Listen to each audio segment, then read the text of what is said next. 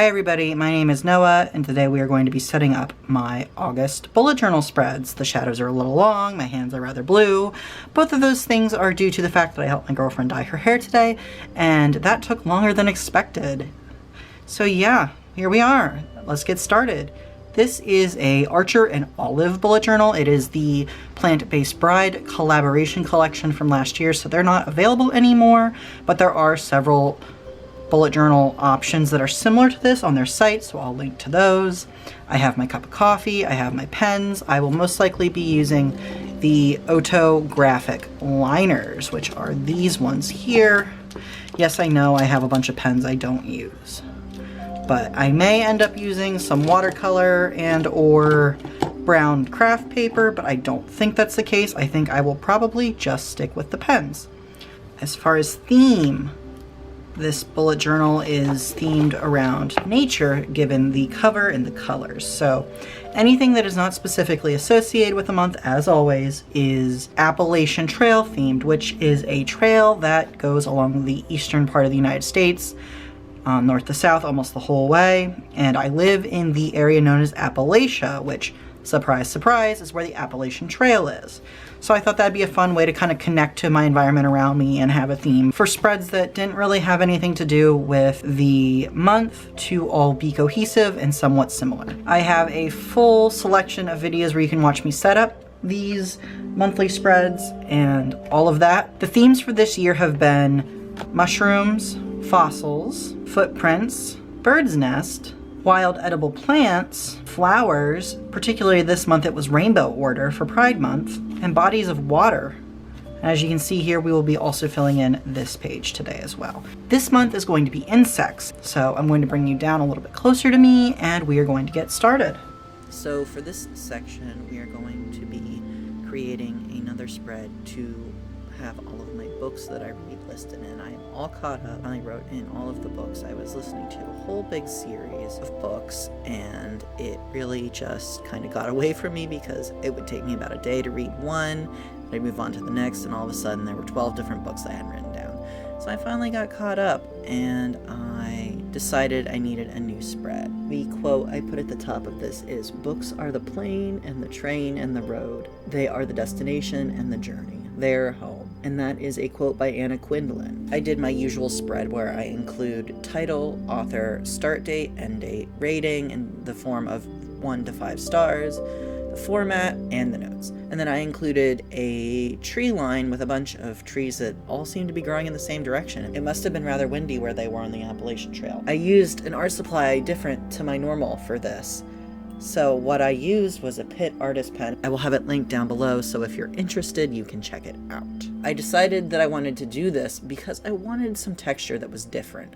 I used cross-hatching to show the mountain range in the background, and it just kind of blended in with the trees. So I wanted something different, and that was what I settled on. I don't know if I really like that idea in the end, but it really wasn't that big of a deal. So, you know, it wasn't the main spread for the entirety of the month, so it wasn't, you know, the first thing I look at every time I open my bullet journal. So I can live with it. It was worth trying something new, you know? I wanted it to be really gestural and not super detailed, but I think I may have gone a little too simplistic. It looks, I don't know if you can tell they're trees. Can you? Let me know what you think.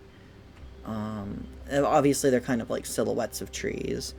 Also, I apologize if you can hear my cat purring. His booty is right up against the microphone, and I just can't move him. It'll be a lot easier if we just kind of record around him.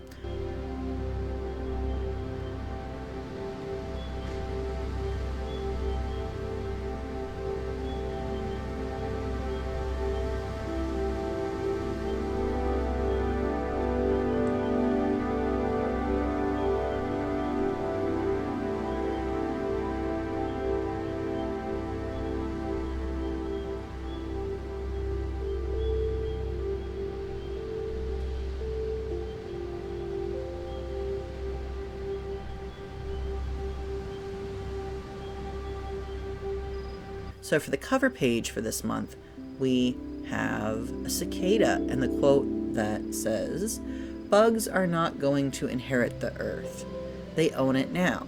So we might as well make peace with the landlord." And that is a a Thomas Eisner quote, and then I drew a cicada. I chose a cicada because this is the time of the year where you start hearing them in the trees. If you don't have cicadas where you live, and they aren't in all parts of the world, they're insects that live underground for a certain amount of time as their larvae, and then they come out when they're like adults and ready to mate. And they sit in the trees and they make a really loud, whirring, screaming noise, and they shed their exoskeletons or their tough outer shell, and then they die, pretty much. They mate and they die. So a lot of people are kind of freaked out by them because they can be pretty huge and they make a lot of noises, but I think they're pretty cool.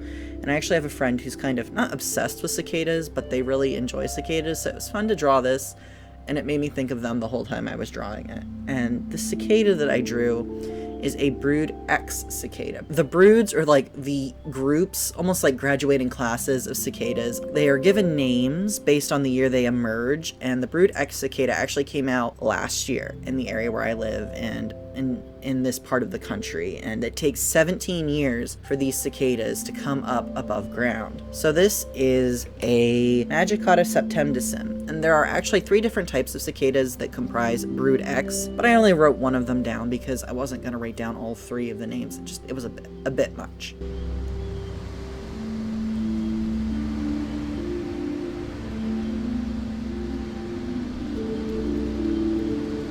And then, of course, the next spread was my month at a glance, as always, and I decided that I was going to put my calendar further down because, as you can see, I sketched in my illustration at the top this time instead of at the bottom.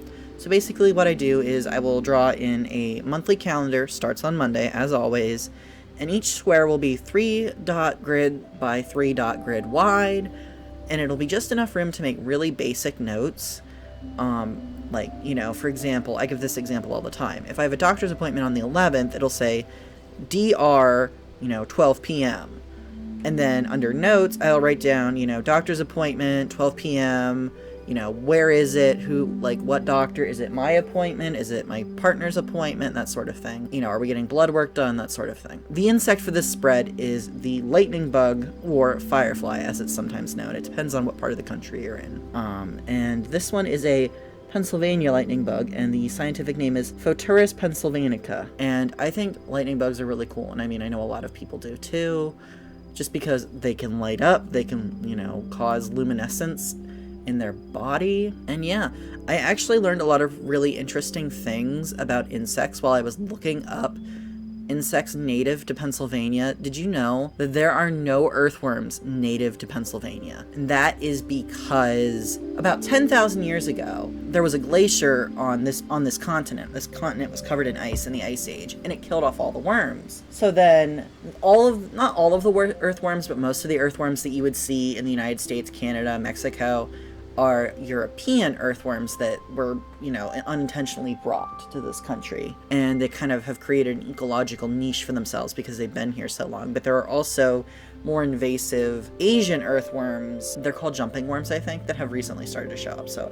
I thought that was really cool. There are no earthworms native to this continent anymore. So then for my notes spread, I just wrote in notes at the top, and I drew in a 9-spotted ladybug, which is a Coccinella novemintotata. This is the only type of ladybug that you can find in Pennsylvania that is native to Pennsylvania. There are a lot of other, again, Asian ladybugs. Apparently it's really common to import Asian insects to the United States, either intentionally or unintentionally. I'm not sure why, but I was noticing that trend. That was what I did for the notes page. I really just like having a basic notes page to kind of have a place to just dump my notes. I don't always use the notes spread in the month that I insert it within. I oftentimes find myself coming back to it when I need space, but I don't mind this sort of flow and give and take. It lets my note-taking and my organization be more organic, and that's also why I didn't mind adding that spread back in at the beginning of July with my books. I just kind of use my bullet journal as I need, and it really isn't fair to myself to try and create this rigid structure that I'm not going to stick with.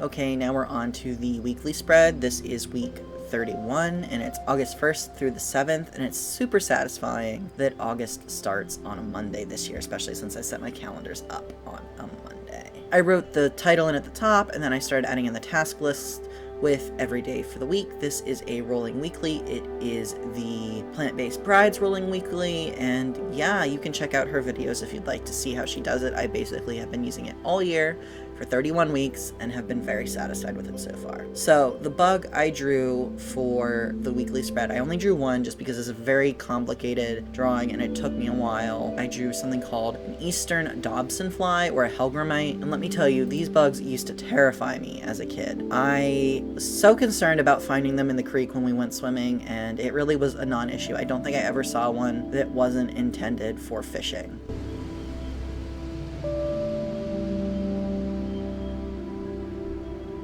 So here we are, just flipping through at the end. You can see the spread. I even filled in the books, and then we flip to the front cover of the month, and then we go to August at a glance and the notes, and then there's the weekly spread. I think it turned out really great. I know insects aren't for everybody, and this might have been a little icky for some people, but that's okay. So yeah, I hope you all are having a really great day. Be sure to like, subscribe, ring the bell, and all that silliness. And yeah, let me know what sorts of videos you'd like to see in the future.